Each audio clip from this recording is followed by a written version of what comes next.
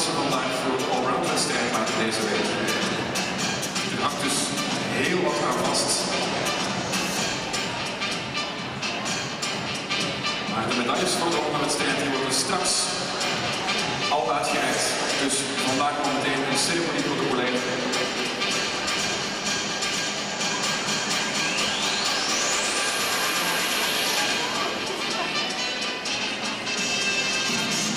Le temps bien sûr au juge du sol, au jury du sol, de déposer les notes. Le juge arbitre redonnera son feu vert à la gymnaste suivante.